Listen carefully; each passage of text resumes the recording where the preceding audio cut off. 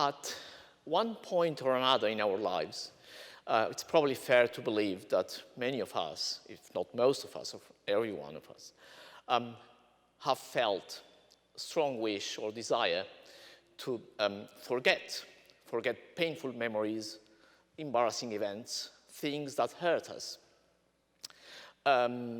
Yet, all of us who have tried to forcibly forget things may be keenly aware of how self-defeating that is.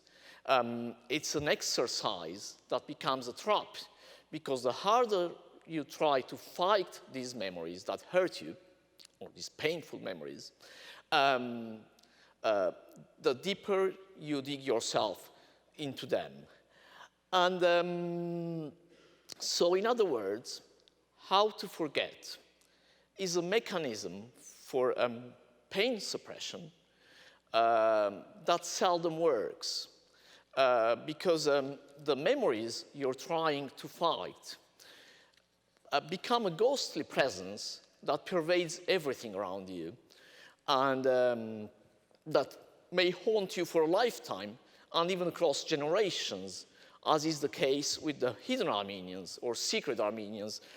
These are the Armenians that we collectively label as such. It's a bit of a misnomer at this point, because some of them openly acknowledge themselves as Armenians. But let's assume that they are secret or hidden Armenians, and it's an identity that's been passed on for generations, because a fragment of memory, a figment of memory, has still remained, and they hang on to that, they clutch on to that fragment of memory to retain their sense of Armenian identity, or at least a residual sense of Armenian identity. I would like to share with you 4 stories about hidden Armenians I encountered, which reflect on different stages of forgetting or remembering, because as we know, forgetting is a necessary condition for memory. Forgetting is what defines the contours of what we remember, and that's what gives us an identity. The story of our lives, in other words, is what remains after forgetting has erased everything else. And these hidden Armenians have preserved little fragments, partial memories of who they are or who they were. The first story I would like to tell is about Sasun, and it's about a little girl that I saw climbing Mount Maruta. You know, it's a sacred mountain in Sasun. And Armenians and locals, non-Armenian locals, Kurds, Turks, Arabs, there is an Arab presence in Sasun as well, go on this pilgrimage every year,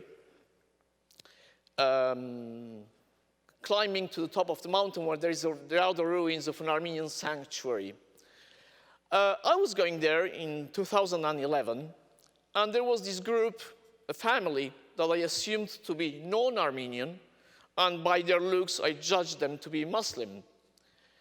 Until the girl who was carrying a little bag, her bag flipped over, revealing an embroidered Armenian cross, and obviously that triggered me to approach them and ask them if they were Armenian. The girl was very scared, but the mother, who didn't want to speak with me, at last finally relented, and she just told me that they were Muslim. She didn't deny they were Armenians. And that was a clear reflection of how forgetting plays out in their lives. The little girl was too young to remember why being Armenian, or to know why being Armenian would be a reason to be afraid of in Turkey. She was too young to know the story that fully justified that fear, but she knew that it was something to be afraid of. And the cross maybe was completely devoid of religious meaning, or the religious meaning that we, in free circumstances here in the West, can associate with. But they knew it was something attached to their identity. It wasn't uncommon in the 30s and 40s, where there was still a Christian Armenian presence in Sasun, for Armenians, the Armenians that were left there, to know that their identity was associated with the cross, but they had already completely forgotten what the cross meant in their religion, until they went to Istanbul and found out in the churches, oh, this is why Christians use the cross as their symbol. The second story I have to share is from Harpert, a village called Argat in Harpert. I made my first hidden Armenian friend there, and he showed me a document. It was a transcription in beautiful Armenian handwriting of a surah, the Yasin surah of the Quran. It was the Armenian transcription of this Arabic surah of the Quran that his grandfather, Kirkor Oghasyan, had used for his own conversion ceremony to Islam in the mid-20s, when he married another Armenian orphan of the genocide. Kirkor's two brothers fled Harpert after the genocide and came to the States. They settled in Rhode Island, and the family, the Oghasyans, are still active, as far as I know, in the Providence community. And they exchanged letters, correspondence, until the mid-60s, when they passed away, and the family lost, the Harpert family lost all contact with their relatives here in Rhode Island. And they have preserved this document, which marks a seminal moment for them. It's the moment when they stopped, in a sense, being Armenian. They turned their back on their Armenian identities and became something else. They became Islamicized, they became Muslims. They do acknowledge their Armenian identity, but the family has gone down the path of Islamization so far that there are now 8 imams in the family.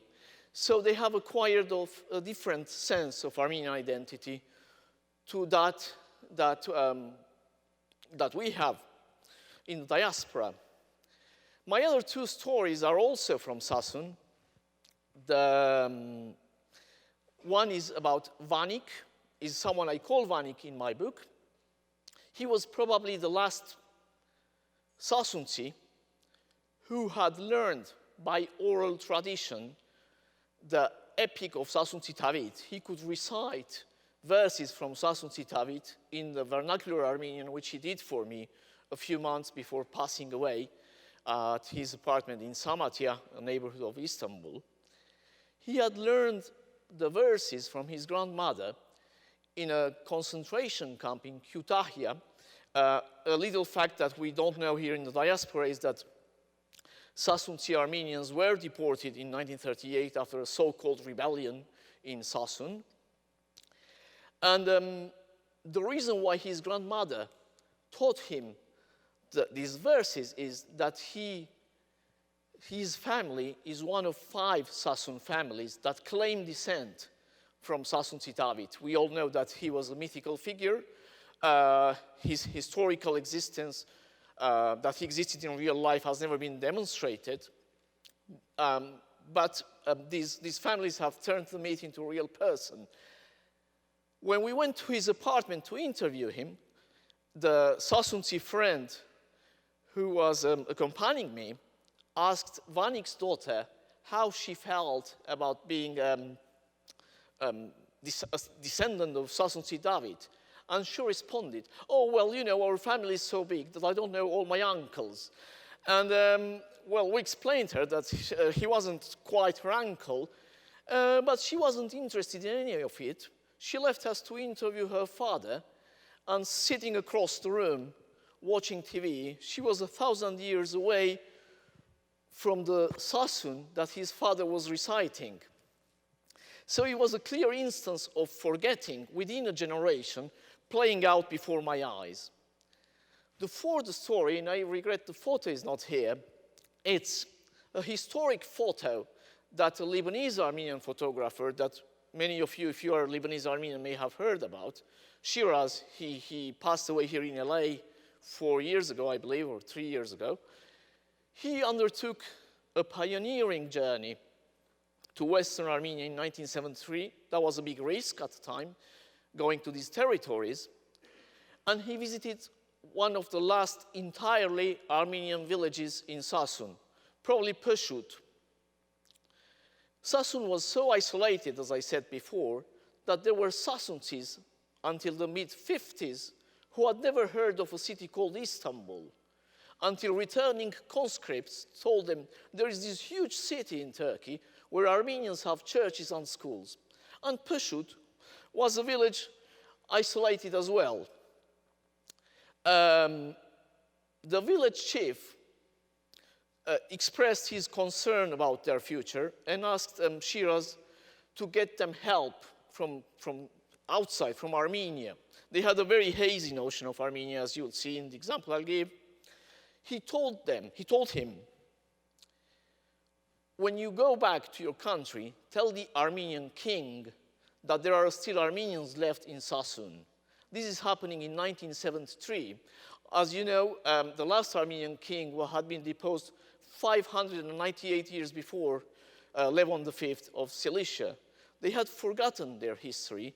They weren't very sure how many Armenians were still left. But they still held on to their sense of Armenian identity, and they still spoke the Sassoon dialect. A few years ago, I got one of those chain emails. I'm not sure if it was true, and it's completely unrelated to Armenians. It was about a man who would visit his wife in a hospital every day to have lunch with her. She suffered from Alzheimer's. And one day he got upset. He arrived very upset because he was late for lunch. The nurse, taking pity on him, told him, but you know, she no longer remembers you. But I remember her, he said. It was in a similar vein that I felt when I heard a Hamshensi kid in a Hamshen village speaking perfect Homshetsnak. And I told him, when I hear you speaking your language, I already spoke Homshetsnak by then, you evoke in me memories of a homeland and of a history that wouldn't mean anything to you, and you will not understand what I mean by telling you this. But I do remember who you are, and we haven't forgotten who you are, where I come from. Thank you.